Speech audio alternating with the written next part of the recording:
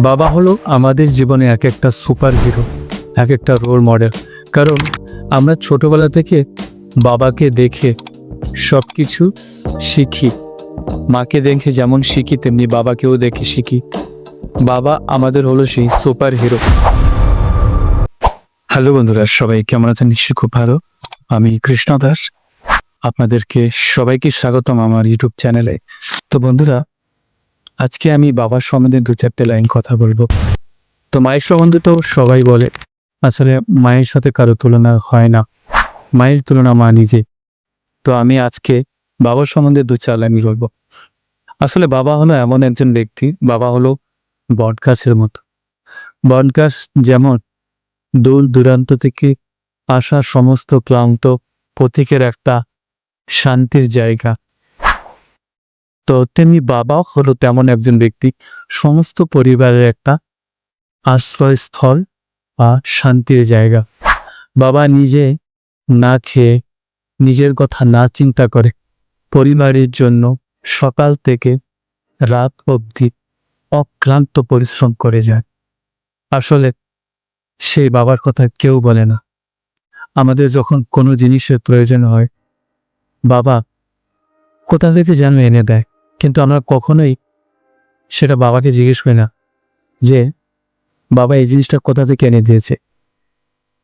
কারণ বাবা এমনই একটা মানুষ, বাবা নিজে কষ্ট পেয়ে, নিজে না খেয়ে না পড়ে তার পরিবারের মানুষগুলোকে ভালো রাখার জন্য দিন রাত সারাদিন গাধার মতো খাটুনি করে যায়। তাই বন্ধুরা, আমার একটা অনুরোধ, তোমরা কখনোই বাবাকে কষ্ট দিও না। কারণ তোমার জীবনে যেমন তোমার মায়ের অবদান, পাশাপাশি তোমার বাবার অবদান।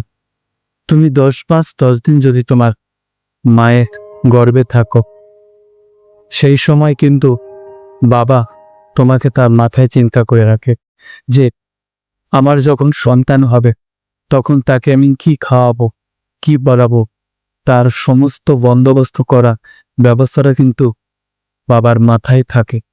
যদিও বা 10 দিন 10 মাস আমরা মায়ের গর্ভে থাকি, মায়ের পেটে থাকি, কিন্তু আমরা থাকি বাবার চিন্তাধারায়, বাবার মাথায়। তাই বাবাও কোনো অংশে কম না, কোনো দিক থেকে কম না। বাবা হলো আমাদের জীবনে এক একটা সুপার হিরো, এক একটা রোল মডেল। কারণ আমরা ছোটবেলা থেকে বাবাকে দেখে সব কিছু শিখি। মাকে দেখে যেমন শিখি তেমনি বাবাকেও দেখে শিখি। বাবা আমাদের হলো সেই সুপার হিরো। পৃথিবীতে যদি রিয়েল সুপার হিরো বলতে গেলে কোনো মানুষ থাকে, সেটা হচ্ছে আমাদের জন্মদাতা, যিনি আমাদেরকে এই পৃথিবীতে আনতে সাহায্য করেছেন। তাই বন্ধুরা, কখনোই বাবাকে কষ্ট দিও না। যার বাবা আছে সেই বাবাকে ভালোবাসো, বাবাকে সম্মান করো, শ্রদ্ধা করো। আর যাদের বাবা নেই, একমাত্র তারাই বুঝতে পারে। যেমন আমার বাবা নেই, আজ থেকে 10-12 বছর আগে আমার বাবা গত হয়েছে। তাই বাবা মরে গেলে পরিবারের সমস্ত দায়িত্ব কাঁধে এসে পড়ে। বাবা থাকতে এই জিনিসটা কখনোই আমরা বুঝতে পারিনি। কারণ এই পৃথিবীতে স্বার্থ ছাড়া যদি ভালোবাসে, এক মা, দ্বিতীয়ত হলো বাবা, না হলে আর কেউ নয়। তো ওকে বন্ধুরা, সবাই খুব ভালো থেকো। তো দেখা হবে আবার নেক্সট টাইম, নেক্সট কোনো ভিডিওতে।